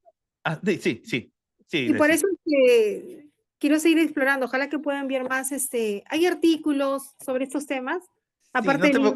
no te preocupes, que te vas te va a poner loca con lo que viene. Así que tranquila, no te preocupes, que apenas estamos arañando la superficie. Dime, querido hermano. Ajá, yo ahora a mí me queda porque aquí, hasta ahora aquí estamos con Daniel, pero se supone que Juan en Apocalipsis hace una reinterpretación y una aplicación de Daniel. ¿Eso viene después o cómo se No, hace vamos a esa seguir explorando, no transición? te preocupes. Pero miren, Ok. esto que acabamos de ver es importante porque si esto se desmonta, entonces el arrebatamiento como postura es un dogma construido sobre arena. Solamente le quedaría el texto de segundo Tesalonicenses. Yo le dije, no se puede hacer dogma y doctrina en un solo texto. Miren, esta es una lectura, pero hay otra, es esta de aquí. En esta lectura se asume la misma fecha, año arriba, año abajo, que asume el pretribulacionista. La misma fecha, año arriba, año abajo. 444 o 445. No importa. ¿Por qué? Porque los pretribulacionistas también a veces apelan al 445. No importa. De eso hasta la cruz son 69 semanas. Si se fijan, esta lectura es igual que la lectura pretribulacionista. Es igual. 69 semanas desde el edicto hasta la cruz. Es la misma lectura, pero aquí ocurre el cambio. ¿Hay un paréntesis? Sí, pero no es un paréntesis de 2000 años. El paréntesis es breve, es del año 30 al año 66. ¿Por qué? Porque en ese año se desató la guerra judía. La guerra judía duró 7 años. 7. Inició en el 66. A la mitad de esa semana, 3 años y medio, llegamos al año 70, cuando el templo fue destruido. Y 3 años y medio después, 73, cayó Masada y terminó la guerra. Y con la caída de Jerusalén en el 73, terminó la última semana. Las 70 semanas de Daniel terminaron ahí. ¿Por qué? Porque las 70 semanas de Daniel nunca pretendieron ser una lectura del fin del mundo, ya que dice Daniel que estas semanas son determinadas para Israel y para la santa ciudad. No son para los gentiles. No es una lectura del fin del mundo. Es una lectura del fin de un periodo de tiempo. Y la destrucción del templo es importante. ¿Por qué? Porque con la destrucción del templo terminó verdaderamente el viejo pacto. Y eso no lo digo yo. Eso lo dice el autor de Hebreos. Miren lo que dice Hebreos capítulo 8. Esto realmente es un pacatazo para los chemaínes, sobre todo. Para los chemaínes. Miren, mucha gente esto se le pasa desapercibido, pero el autor de Hebreos, el libro de Hebreos, fue escrito antes de que el templo fuese destruido. ¿Cómo lo sabemos? Porque en Hebreos 8, versículo 4, dice que todavía hay sacerdotes que presentan las ofrendas según la ley. O sea, todavía en el momento que él estaba escribiendo, había sacerdotes presentando ofrendas. Y eso se hacía cuando el templo estaba en pie. De hecho, otra pista que nos permite descubrir en qué momento se escribió este libro es el capítulo 11, versículo 37. En el verso 37 comienza a hablar de un grupo de personas que anduvieron de acá para allá cubiertos de pieles de ovejas, cabras, pobres. Esta gente, estos que están aquí, corresponden, de acuerdo a Tácito, a los cristianos perseguidos por Nerón, porque Nerón los cubrió con pieles de ovejas, cabras, para que se los comieran los leones en el circo, y ellos erraban en los desiertos montes escondiéndose de la persecución en cuevas llamadas catacumbas. Esta lectura nos da a entender que Hebreos se escribió cuando acababa de terminar la persecución de Nerón. La persecución de Nerón terminó en el año 68. El templo todavía estaba en pie. O sea que este libro se escribió antes del 70. Se escribió entre el 68 y el 70. Y miren lo que dice el versículo 13 del 8. Al decir nuevo pacto, ha dado por viejo al primero. Y lo que se da por viejo y se envejece, está próximo a desaparecer. Es cierto que estaba próximo a desaparecer porque 2 años, 3 años después, 68, 69, 70, 3 años después, el templo fue destruido y desapareció el viejo pacto. Ya. Pero eso significa que ya ellos tenían también, o por lo menos el escritor ya tenía cierto estado de revelación o de alerta con respecto a ese evento, Sí, o estaba Jesús, tomando en cuenta lo que había dicho Jesús. es lo que había dicho Jesús, porque lo que Jesús está diciendo es que está acabándose una etapa. Entonces vendrá el fin de esa etapa, ¿es verdad? Esto es importante porque las 70 semanas de Daniel apuntan al fin de una etapa. Comencemos por ahí. Por lo tanto, la lectura que acabamos de ver acá es una lectura que trata de presentar el fin de una etapa. Y las 70 semanas de Daniel son el fin de una etapa. Es una línea de tiempo para el fin de una etapa. Ahora, la pregunta ¿es así como lo dice Daniel? Y es aquí donde nosotros tenemos, ustedes vieron cuando puse la imagen del noveno ciclo, ¿verdad? ¿La vieron o no? Del noveno ciclo. O sea, ustedes vieron cuando yo puse esta imagen, esta. Sí, ahora. Ok, ok. Esta imagen entonces está hablando del fin de una etapa. Ahora, la pregunta es si Daniel dice eso, si hay que entenderlo así a Daniel. Es aquí cuando vamos a colocar la lectura de Daniel y vamos a ver qué nos dice el pasaje, sin las gafas de ninguno de estos pretendientes, ¿ok? ¿Cómo lo dice el pasaje? Vamos a Daniel 9. En Daniel 9, verso 27. Recuerden que el contexto de Daniel es que Daniel está orando porque el pueblo pueda volver, porque ya los 70 años de los que habló el profeta Jeremías se habían cumplido. Y Daniel dice, ¿qué pasó? Se cumplieron los años y no hemos regresado, Señor. Y hace una oración y es ahí entonces cuando Gabriel llega y le da la revelación. Miren, es breve, no son tantos textos, pero es muy sencillo. 70 semanas están determinadas sobre tu pueblo y sobre tu santa ciudad. Esto es importante, hermanos, porque nos está diciendo cuál es el destinatario de esa profecía, el pueblo judío y la ciudad de Jerusalén. ¿Por qué tu pueblo? Porque está hablando a Daniel, que era judío. Esta profecía es para Israel, ¿ok? ¿Se entendió? Muy, muy bien. En ese periodo de tiempo, ¿qué va a ocurrir? va a ocurrir esto que está acá. Se va a terminar la prevaricación. Se va a poner fin al pecado. Se va a expiar la iniquidad. Se traerá la justicia perdurable y se sellará la visión y la profecía. Y también se ungirá al santo de los santos. Esto que ustedes ven aquí es una reacción en cadena. Así hay que verlo. Al terminar la prevaricación se pone fin al pecado. Al ponerse fin al pecado se expía la iniquidad. Al expiarse la iniquidad se trae la justicia perdurable. Al traerse la justicia perdurable se sella la visión y la profecía. Al sellarse la visión y la profecía se unge al santo de los santos. Esto que ustedes ven aquí es una reacción en cadena. No son cosas aparte. Es que se ocurre una, sucede la otra. La pregunta es, ¿cuándo ocurrió eso o si todavía no ha ocurrido? Si ya se terminó la prevaricación, si ya se puso fin al pecado, si ya se expió la iniquidad, si ya se trajo la justicia perdurable, si ya se selló la visión y la profecía y si ya se ungió al santo de los santos. ¿Qué ustedes responden? Porque eso es lo que tiene que ocurrir en esas 70 semanas.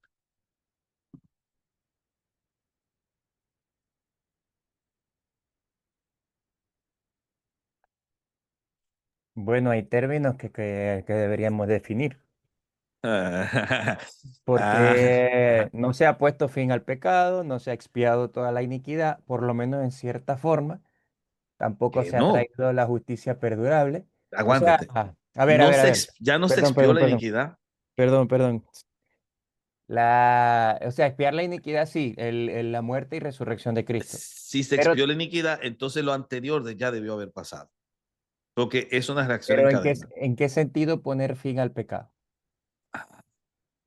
Que no se le puso fin al poder del pecado. Por eso, definir, porque una cosa es que le pongamos fin y Al poder del pecado, esa es la idea. Exacto. Y, por ejemplo, la justicia perdurable, ¿también en qué La sentido? justificación por fe en Cristo Jesús. La justificación es perdurable o no. Ujú, La visión y la profecía no se selló cuando gritó consumado es. ujú, No se ungió al santo de los santos. No se terminó con la prevaricación de Adán. Ahora en Cristo. ujú, Ahí está. Son eventos que van conectados el uno con el otro, entendidos en clave soteriológica, pero un impacto importantísimo que ocurrió en ese momento en clave expiatoria. ujú. Entonces, eso es vital que se entienda. Y aquí es donde viene la lectura. Sabe pues y entiende que hasta, desde la salida de la orden para restaurar y edificar a Jerusalén, punto de inicio, hasta el Mesías príncipe, punto final, habrá 7 semanas y 62 semanas. Ambas sumadas son 61. En esas 69 semanas, ¿qué ocurre? Se vuelve a edificar la plaza y el muro en tiempos angustiosos. Esto es lo que se puede entender como las 7 semanas. 7 semanas, que son como unos 49 años, en el que se vuelve a edificar la plaza y el muro en tiempos angustiosos, porque ese fue el tiempo que tomó Jerusalén para poder fortalecerse y establecerse, cuando llegó Nehemías y los sucesores de él. Y luego el segundo periodo de 62 semanas. Al final de esas 62 semanas, se quita la vida al Mesías, mas no por sí. Obviamente que esta lectura es importante porque ya sabemos que es lectura en clave cristológica y es en clave cristológica donde hablamos de la vida del Mesías crucificado, mas no por sí. Algún otro judío va a decir que ahí está hablando del sacerdote Onías III, pero los números no calzan. Entonces, está hablando de el Mesías, Cristo muerto en la cruz. Y luego el pueblo de un príncipe que ha de venir destruirá la ciudad y el santuario, y su fin será con inundación, y hasta el fin de la guerra durarán las devastaciones. La pregunta es, ¿esta guerra cuánto dura? Dura otra semana. ¿Y cómo yo sé que está hablando de esa guerra para la última semana? Porque el sujeto no ha cambiado. ¿Quién es el que confirma el pacto con muchos? Es obvio que es el sujeto de la segunda parte del versículo. Y ese tipo, que fue el que destruyó la ciudad del santuario, tiene nombre. Se llama Tito, el general romano, que era príncipe porque era el hijo del emperador. Este tío es quien confirma el pacto con muchos a la mitad de la semana, en los primeros 3 años y medio, porque el tipo hizo pacto con judíos que se querían salvar el pellejo. Entre ellos estaba Josefo, que salvó el pellejo porque este tipo le confirmó el pacto. Y a la mitad de la semana, es decir, en esa mitad de la semana, en la primera mitad de la semana, en los primeros 3 años y medio, al final, hará cesar el sacrificio y la ofrenda. ¿Cuándo? Cuando se destruyó el templo, Tito es quien oficialmente hace cesar el sacrificio y la ofrenda. Y así, señores, terminan las 70 semanas de Daniel. Las 70 semanas de Daniel terminan con el templo. Y luego viene esto, después. Pero este después ya no se contabiliza en ninguna semana. Es otra línea de tiempo. Después, con la muchedumbre de las abominaciones. Ya no me da una fecha, no me da tiempo. Yo no puedo hacer cálculos aquí porque este después es atemporal, ¿verdad? O sea, no hay forma de calcular. Después, solamente te colocan una señal. Cuando las abominaciones llegan al tope, vendrá el desolador. Este es el anticristo. Pero fíjate que el anticristo no es este tipo. Entonces, en No, términos no, simples, las 70 ya se cumplió. sí, no es el que confirma el pacto. No es quien hace cesar el sacrificio de ofrenda. Ese todavía no ha llegado, ese desolador. Es después, cuando las abominaciones llegan a su tope, vendrá el desolador hasta otra línea de tiempo, hasta que venga la consumación, que es la parucía, y lo que está determinado se derrame sobre el desolador. Esta es la lectura correcta de las 70 semanas. ¿Por qué? Porque si yo me quedo diciendo que no, que las 70 semanas son un tiempo especificado en números, entonces, caramba, yo puedo hacer cálculo y saber en qué día y hora vendrá, que es lo que han hecho todos estos papanatas porque darle esta lectura a las 70 semanas de Daniel. Han querido sacar cálculos, cálculos y cálculos. Los cálculos no sirven ahí, porque esta semana se cumplió ya, se cumplieron, señores. Ahora estamos en otra línea de tiempo que inició con un después. Y lo otro es que entonces sí eran semanas literales. Claro, eran años literales. ¿Se entendió? Ah, pero entonces no hay pausa. No hay pausa entonces, no hay pausa. No hay pausa. No hay pausa. Lo que hay es incertidumbre acerca del tiempo de ese después. Más o menos. Si ustedes quieren profundizar mucho sobre esa temática, y ustedes tienen el libro El Teólogo Responde, en El Teólogo Responde tengo una pregunta dedicada solamente a responder ese tema. Ahí está mi respuesta y mi postura al respecto. Pero esa es la lectura. Por lo tanto, entonces, ¿qué queda con el arrebatamiento? Bueno, con el arrebatamiento pretribulacional no queda mucho. Tengo que ser sincero. No queda mucho porque tendría solamente un texto que lo valide. Los textos sobre los cuales estaba construido, leídos desde su contexto, no lo ayudan. El único que lo puede ayudar es 2 Tesalonicenses 2:5 al 8, porque es especulativo, pero ese texto es el único y no se hace doctrina con un solo texto. ¿Está mal creerlo? Yo, le voy a ser sincero, no lo creo. No creo que esté mal asumir una postura pretribulacional por esa única razón. Pero no es la postura más sólida bíblicamente hablando. Eso es lo que yo podría decir. Y hasta aquí la clase de hoy. Señores, espero que hayan disfrutado mucho la clase de hoy, pero yo creo que hay una forma final de darle como un cierre espectacular. Y es que si nosotros nos quedamos con la pregunta de si la iglesia pasa por la tribulación o no, yo puedo decir que hay una serie de elementos que a veces causan un poco de ruido. Por ejemplo, si ciertamente la iglesia fue arrebatada antes de la tribulación, pero también hay gente que se convierte a Cristo después, esos que van a morir en la tribulación, ¿van a resucitar? La respuesta es sí, pero van a resucitar entonces en una segunda resurrección.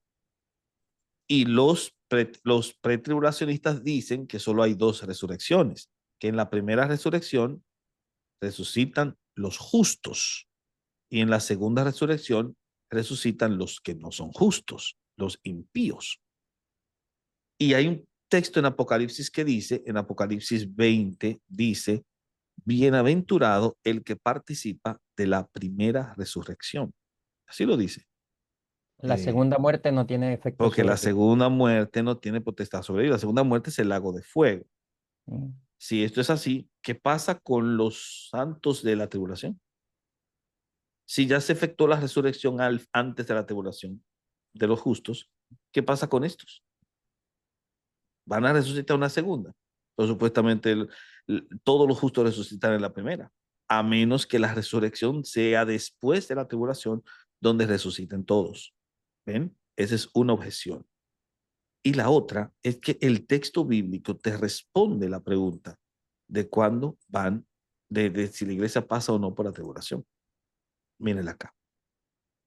Después de esto miré, y aquí una gran multitud, la cual nadie podía contar, todas las naciones, tribus, pueblos y lenguas, que estaban delante del trono en la presencia del Cordero, vestidos de ropas blancas, con palmas en las manos, clamaban a gran voz diciendo y cantaban: la salvación pertenece a nuestro Dios. Y todos los ángeles se postraron sobre sus rostros, los ancianos dijeron amén.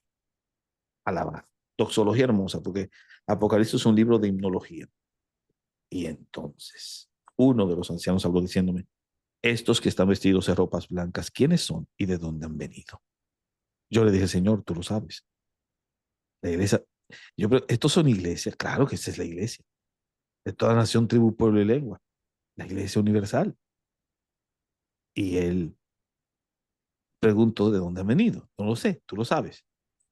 Y él le respondió: estos son los que han salido de la gran tribulación y han lavado sus ropas y las han emblanquecido en la sangre del Cordero. En otras palabras, el texto te responde: sí, la iglesia pasa por la gran tribulación, entendiendo, No, claro, ese concepto de una forma muy específica, como Juan lo entendía. entonces estamos en la gran tribulación actualmente. Eso que están ahí pronto que se quedaron en el rato.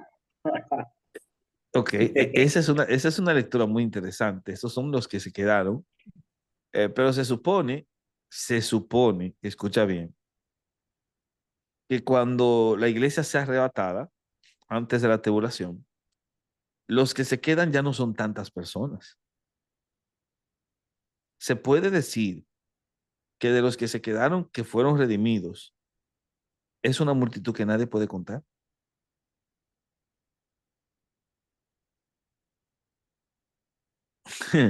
¿Entiendes? El texto habla de que no se puede Tira, contar. para que vive mis argumentos como Uy, yo nacionalista clásico. uy, cómo se pone la vaina.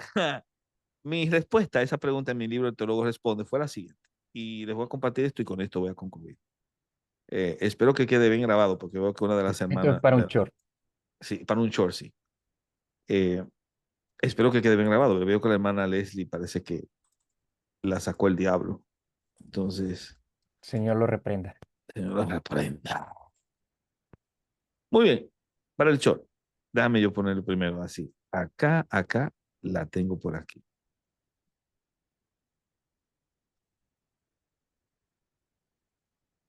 Aleluya. Ok, comparto la pantalla. Acá tengo el libro. Voy a ir a la sección de escatología. Aquí estamos en la sección de escatología.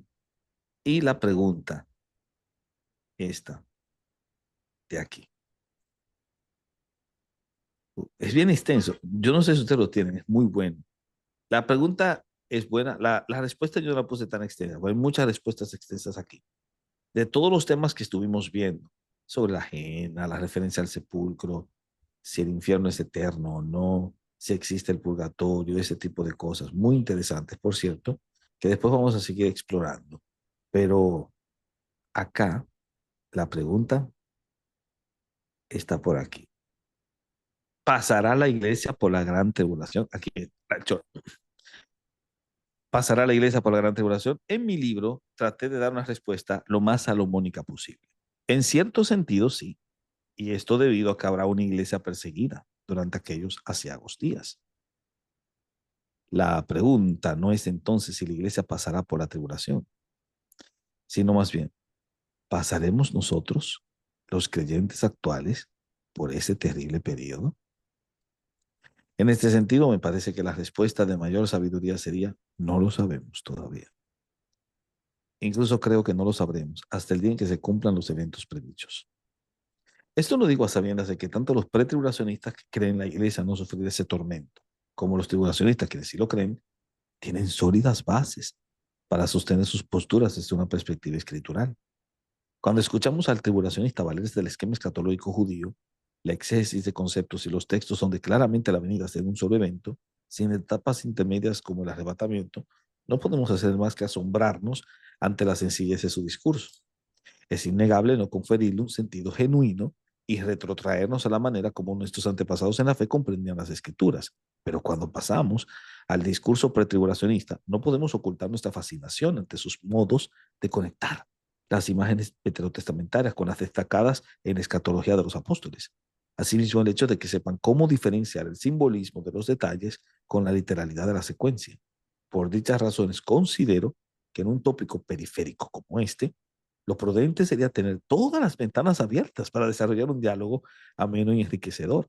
En las comunidades eclesiales, la confesión de fe debe presentar una convicción genuina en la literalidad parúsica, distinguiéndonos con ello de la escatología mitologizada de Bullman o la politizada de Jürgen Moltmann, pero en cuestión de aspectos un tanto secundarios como el sugerido por la interrogante, hay libertad para que cada creyente asuma dentro de la misma congregación la postura que más le convenza bíblicamente.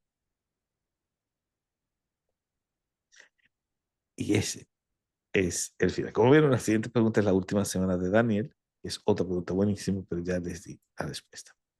Así que hemos llegado al final. Creo que esta es la forma interesante de poder cerrar y Dios me los bendiga.